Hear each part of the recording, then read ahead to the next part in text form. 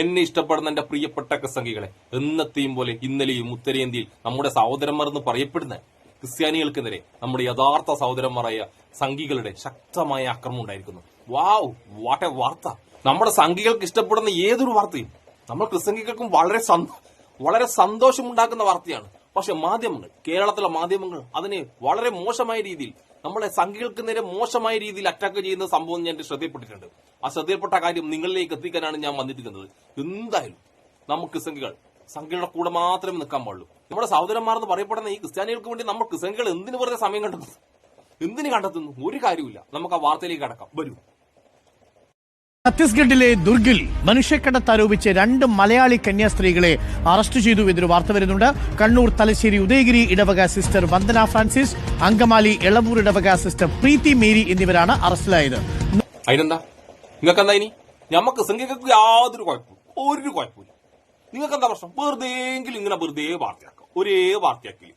നമുക്ക് സംഘികൾക്ക് ഇല്ലാത്ത വേദനയാന്ന് ക്രിസ്ത്യാനിയെ കൊള്ളുമ്പോ നിങ്ങൾ മാധ്യമങ്ങൾക്ക് ഇത് പോയാട്ടാ അടിച്ചോട്ട്. നമ്മളെ ക്രിസ്ത്യാനികൾ ഇനി എത്ര പണം കടിച്ചോട്ട്. നമ്മൾ മറ്റേ സിനിമ പറയും പോലെ വലിയ പപ്പടം വേണോ ചെറിയ പപ്പടം വേണോ എന്ന് സംഘിലോട് ചോദിക്കും. നമ്മൾ ഇനിയും എത്ര പണം കടികൊള്ളാൻ തയ്യാറാണ്. നിങ്ങൾ മാധ്യമങ്ങൾ അത് വലിയ സംഭവമാക്കൊന്നും വേണ്ട കേട്ടാ. നമ്മളെ ബിഷപ്പ് പമ്പ്ലാനി എന്താ പറഞ്ഞാന്നറിയാം? പണ്ട് റബ്ബറിന്റെ വില കൂട്ടിക്കഴിഞ്ഞാൽ സംഘികളപ്പുറം കൂടിക്കൊന്ന സംഘികൾ നമ്മളെ റബ്ബർ വലിക്കുമ്പോൾ വലിച്ച് അടിച്ചാലും കുഴപ്പമില്ല എന്ന് പ്ലംബ്ലാനി പറഞ്ഞിട്ടുണ്ട്. നമ്മൾ അതുകൊണ്ട് പ്ലംബ്ലാനി അച്ഛൻ പറഞ്ഞേ ആ സംഭവം അനുസരിച്ച് ജീവിക്കുന്ന ക്രിസ്ത്യാനികളാണ്. അതുകൊണ്ട് ഇനി എത്ര അടിയിട്ടാലും നമുക്കൊരു കുഴപ്പമില്ല. നിങ്ങൾ മാധ്യമങ്ങൾ അത് വലിയ ബാധയാക്കൊന്നും വേണ്ട കേട്ടാ.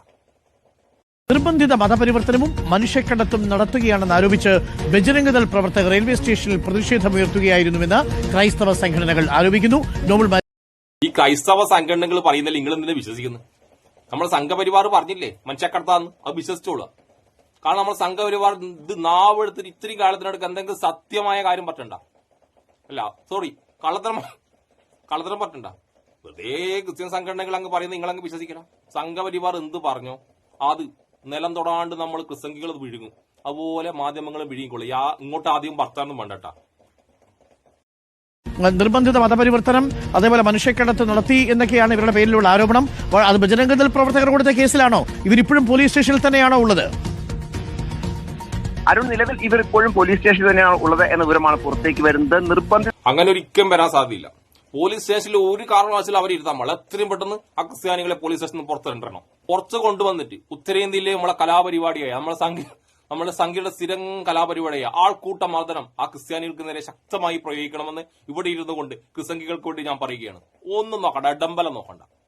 ആ ക്രിസ്ത്യാനികളെ ആൾക്കൂട്ട മർദ്ദനം എന്ന് പറഞ്ഞാൽ ഓടിച്ചിട്ടുള്ള മർദ്ദനം അങ്ങ് നടത്തിയേക്കണം സംഘികളെ. ഇനി പോലീസ് സ്റ്റേഷനിൽ ഇറക്കുന്നില്ലെങ്കിൽ, പോലീസുകാർ ഇറക്കാൻ വിടുന്നെങ്കിൽ സംഘികളെ ഒന്നും നോക്കണ്ട. നിങ്ങളെ സ്ഥിരം പരിപാടി അറ്റാക്ക്.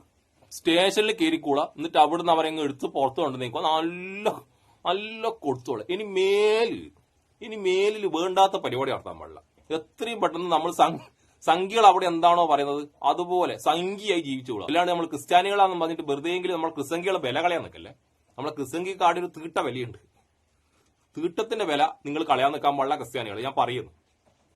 2 പേരാണ് ഇപ്പോൾ ഇത്തരത്തിൽ കസ്റ്റഡിയിൽ ആയിരിക്കുന്നത്, അറസ്റ്റിലായിരിക്കുന്നത്. ഒന്ന് കണ്ണൂർ തലശ്ശേരി ഉദയഗിരി ഇടവക സിസ്റ്റർ വന്ദന ഫ്രാൻസിസോടൊപ്പം അങ്കമാലി ഇളവൂർ ഇടവകയിലെ സിസ്റ്റർ പ്രീതി മേരി എന്നിവരാണ് അറസ്റ്റിലായിരിക്കുന്നത്. ഇവർ Assisi sisters of Mary immaculate സന്യാസ സമൂഹത്തിലെ അംഗങ്ങൾ. ശ്രദ്ധിച്ചാ, അങ്ങനെ സംഭവിക്കുള്ളൂട്ടാ. അസീസിന്റെ സിസ്റ്റർമാർ എല്ലാണ്ട് ഇത് ക്രിസ്ത്യാനികളാവൂല, ഞാൻ ഉറപ്പ് പറയാം. ഇത് അസീസ് ഖാന്റെ പരിപാടിയാ. ഇന്നലെ എനിക്ക് തോന്നി ഇതിൽ അസീസ് ടീമും ഇടപെടാണ്ട് യാതൊരു പ്രശ്നം അവിടെ നടക്കൂല. നിങ്ങൾക്ക് വിശ്വാസം വരുന്നില്ല? നിങ്ങൾക്ക് അസീസ് ഉണ്ടെന്ന് വിശ്വാസം വരുന്നില്ല? ഒന്നുകൂടി കേട്ടോ. ഇവരാണ് അറസ്റ്റിലായിരിക്കുന്നത്. ഇവർ Assisi sisters of Mary immaculate സന്യാസ സമൂഹത്തിലെ അംഗങ്ങൾ. ഞാൻ പറഞ്ഞില്ല ഇത് ക്രിസ്ത്യാനികളല്ല.